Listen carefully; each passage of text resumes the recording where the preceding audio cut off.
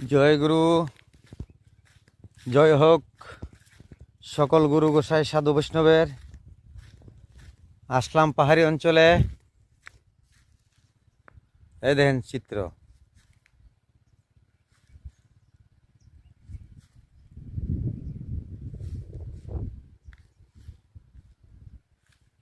এই হলো চিত্র। যে জায়গা মধ্যখানে দাঁড়িয়ে আছে আমি, চারদিকে পাহাড়। ওরে জাঙ্গির দেও আনাবাস পাইয়া, অদরারে ধরতে যাইয়া,